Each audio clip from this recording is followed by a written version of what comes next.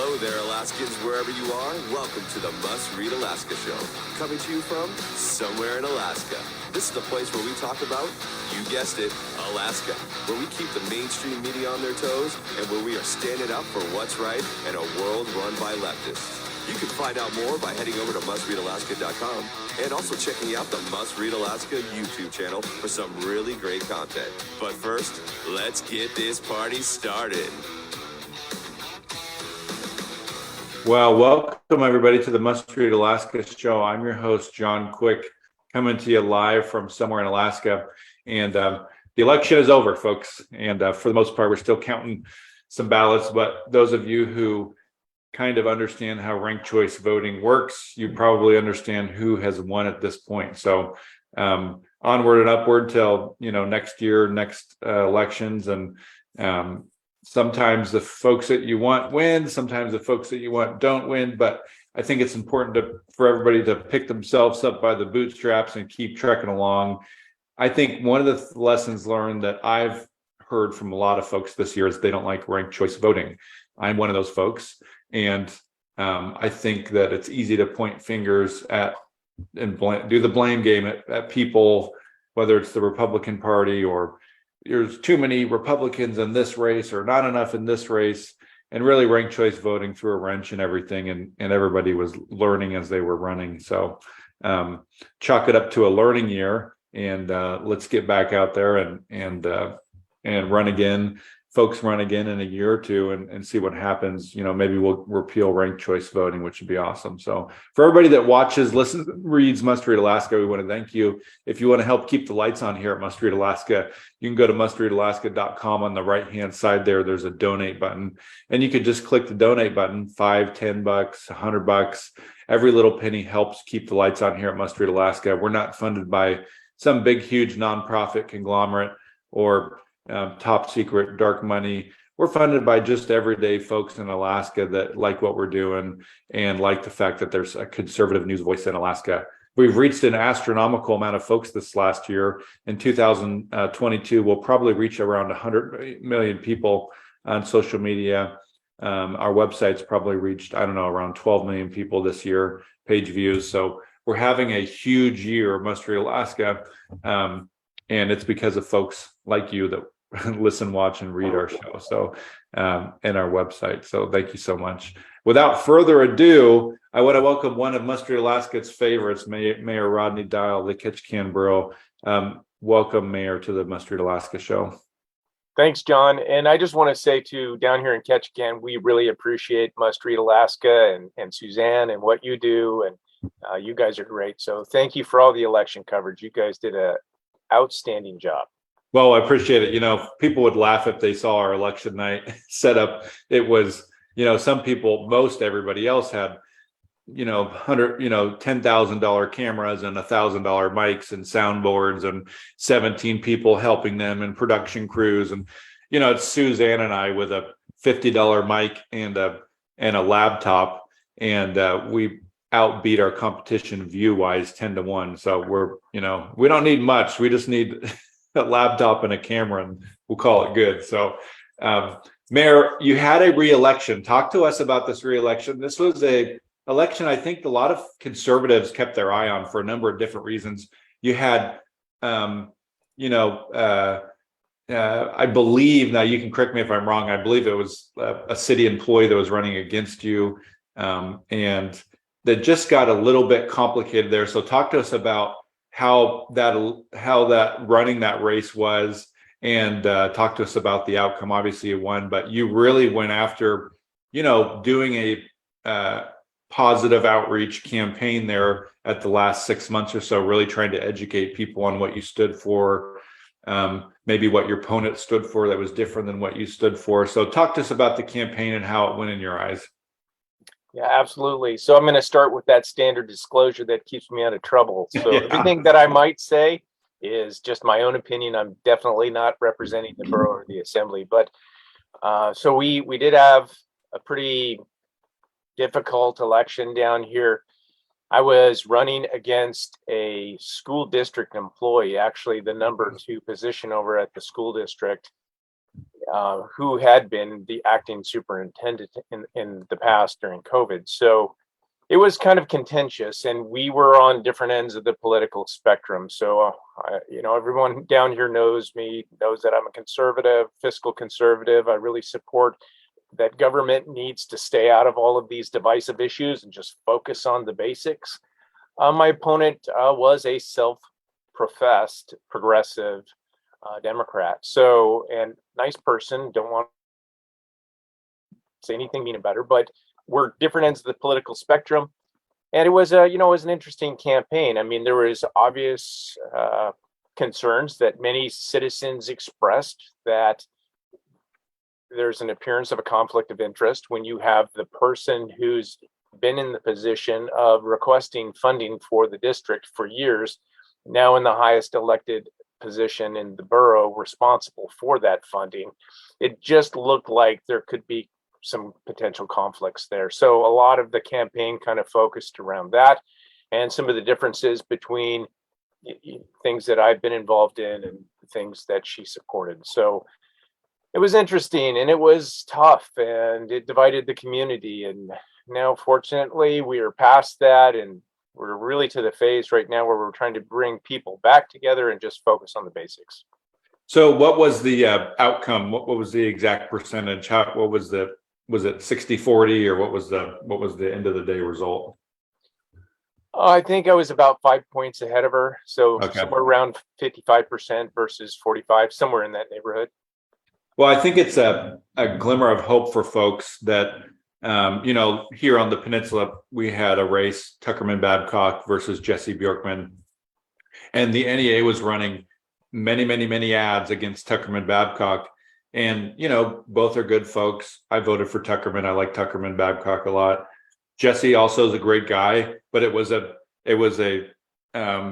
something out of a playbook that people can go back and watch years from now of the NEA getting involved in conservative race, quote unquote, conservative races. And man, it is hard to beat the NEA. And, you, my friend, have done it. So congratulations in some ways. I think, going against a beast like that is extremely tough, and you weathered the storm and you came out victorious. Is there any big lessons that you learned along the way going against somebody that's kind of powerful in the teacher union setting or just, union setting? My opponent definitely had the support of the unions. She made a point of that, in the advertisements. But the one thing that I really heard from so many people was that even those that didn't agree with me really appreciated somebody that was willing to make a stand and to weather the storm of criticism. And so there's been a couple, decisions that I've made over the last 3 years, my first term as mayor, that were hard, difficult decisions.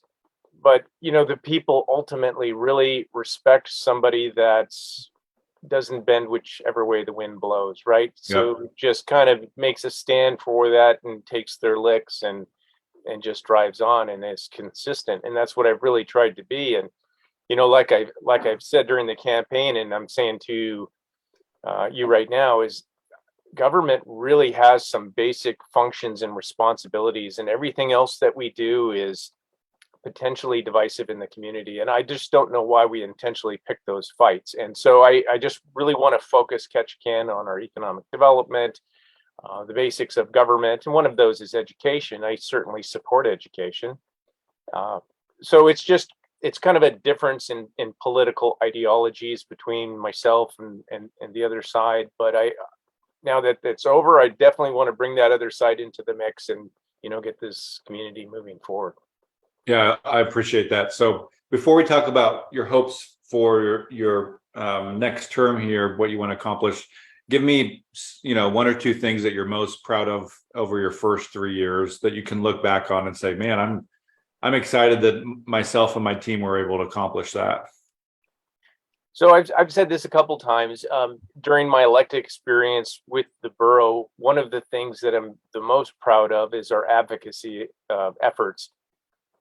The borough used to go to DC once a year for advocacy and has done that for many, many years. And one of the things that we did differently was I developed a plan and I presented that to the manager to really take our issues all the way to the White House. And the response from the manager was, well, we've never gone to the White House before. And I said, well, it doesn't hurt to try. And what we really did is we worked with a congressional delegation. And this is something that's taken place over the years from when I started on the Borough Assembly. But what we've done is we've been successful in getting our issues all the way to the top with the mindset that if we make our problems the White House's problems, then they become everybody's problems.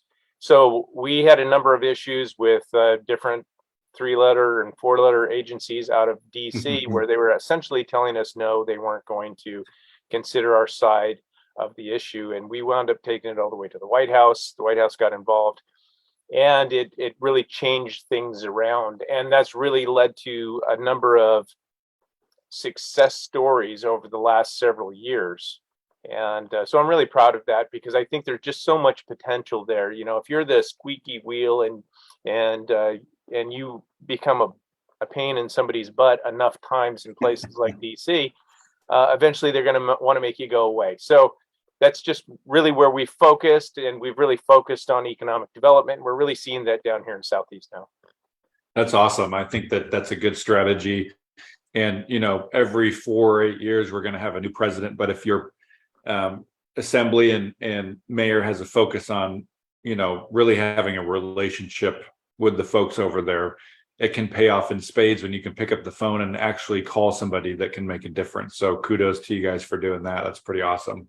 So you got 3 more years. I think the term there is 3 years. What are some of the big things you're hoping to accomplish here in the next 3 years? And some of the things you're excited about as you look forward to, what the next 3 years looks like?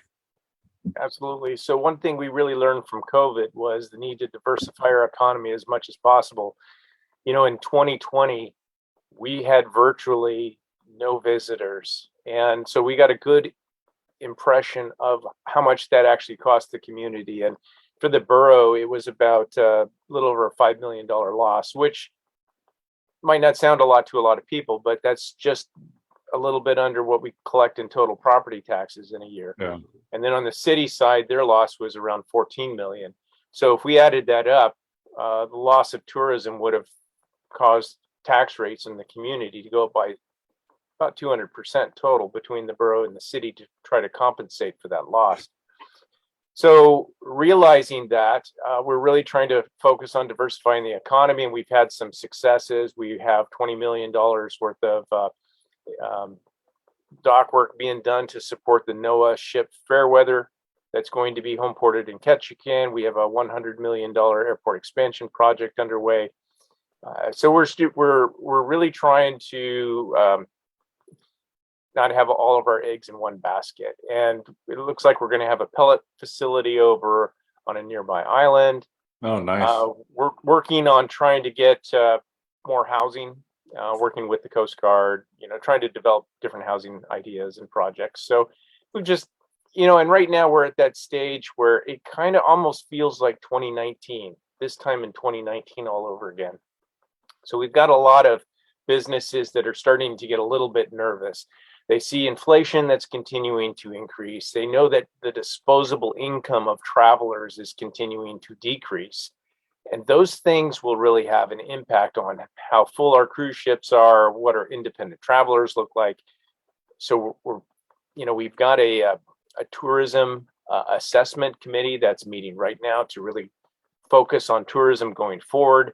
And one of the things that we've asked that committee to really focus on is a plan B in case inflation continues to go up, in case the economy gets worse. How do we remarket Ketchikan as maybe a more affordable destination, or a destination where travelers can come and they could go fishing and they can bring a bunch of fish back with them, and that has a value to it. So we're really trying to be mindful that just because we think things are going to go get better, that might not necessarily be the case. And we really want to prepare for what next year looks like. That's awesome. I think I read somewhere that you had cut your mayor's budget down to 0 at one point. Is that true? So right after, just it was a few months after I got elected, of course, COVID started, and we were looking for any potential way to cut the budget without increasing taxes. The last thing you want to do in a recession is increase taxes. So I just asked staff to cut my budget to zero. And I did my whole term without spending a single dollar of taxpayer money. And down here, you don't, during that term, I wasn't making a lot anyway. We don't get any benefits. Most of what we do is volunteer work, but every dollar counts. And I really didn't want to be in a position where we're raising taxes on people at a time when businesses are going out of business. So I did what I could. So you put your literal money where your mouth is. I think that's cool. I think a lot of times, we both probably hear this, politicians talking about, just talking and not actually doing what they say they're going to do. So I think that those little things go a long way, especially when you live in a small community like Ketchikan. Alaska is one big small town, and I think that things like that people notice. Cutting your budget down to zero, not spending any taxpayer funds during your term, those things are super important to folks. How much do you think faith plays a role in politics? For you or in Alaska, I see it kind of fading away in some regards, sadly. Do you think faith still plays a role in politics in your life, and how so? So for me, faith is the most important thing in my life. I pray every day. I try to read my Bible every day. I try to be that kind of leader that doesn't have any drama, that is never an embarrassment to the community. I just want to uphold those high standards. And then when it's my time to go, I just go on and do something else. And that's one of the reasons why, and I'm glad that this position is not a position about money or power or anything like that. But unfortunately, I see a lot of people who profess their faith, but really don't work out their faith. And I see that more in politics nowadays. And I think the public does too, where we see a lot of people that might use their faith because they think that it'll get them a couple votes, and they really don't walk out their faith. And I think that's sad. I really like I said it in the beginning of this interview. One of the things that people have really told me that they appreciate about me is that I'm not wishy-washy on things.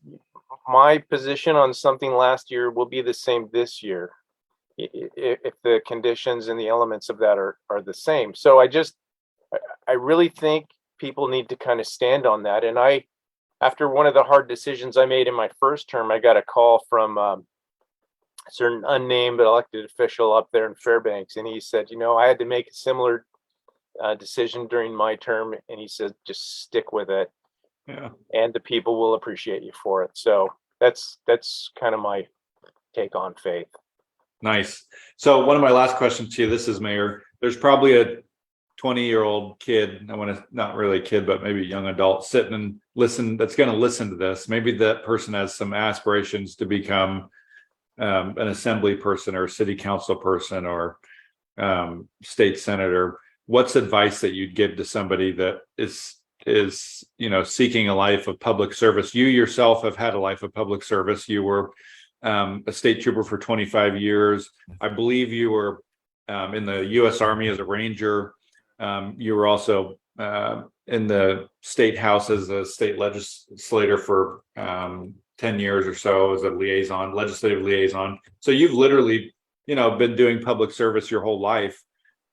What do you say to the 20-year-old who wants to potentially go down a route that you've chosen to go down? I think probably the best thing is maybe get a little bit of life experience under your belt. Realize that you're going to lose some friends if you go into public service, especially if you stand to your convictions. And that's another thing that I would recommend that you do. You need to have certain convictions. You need to be unwavering on those convictions. And you need to realize that there's going to be a number of people that are going to hate you for that.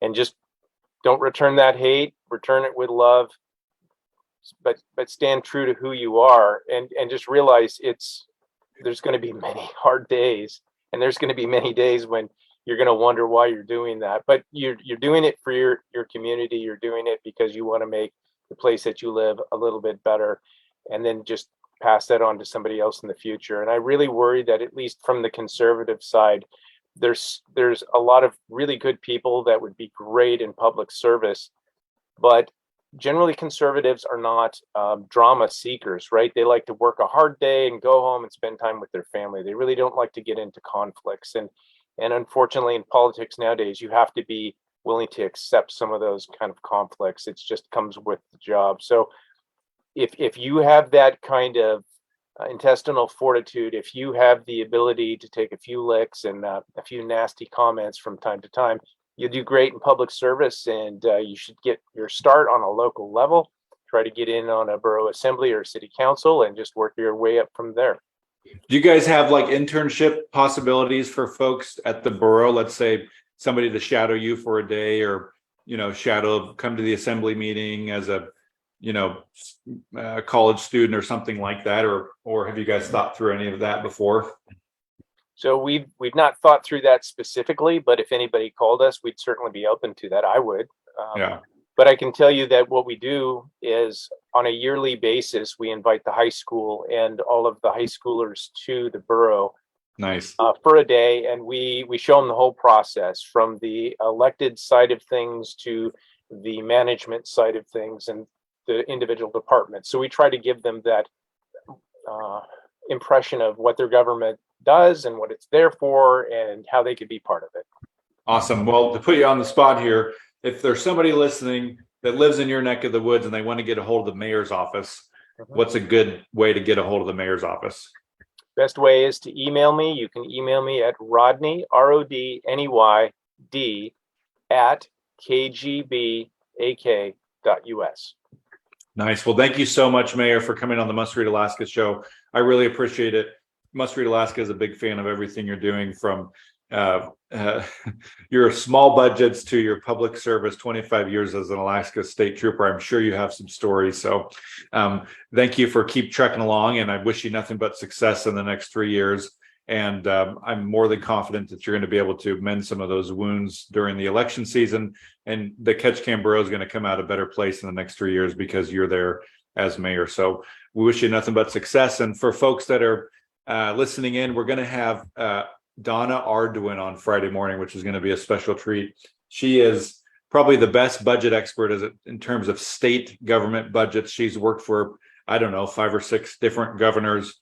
She's a consultant for one of the best consulting groups in the United States when it comes to state budgets and government budgets. She is, in my opinion, one of the biggest budget experts in the U.S., and she's going to come on the Must Read Alaska show. She's a big fan of Must Read Alaska, and we're a big fan of hers. And she's been on maybe 3 or 4 times, and I'd probably have her on every other day if she wanted to. So tune in Friday morning to listen to Donna Arduin. She is epic, and she'll be on at 9 a.m. with us. So, Mayor, thank you so much.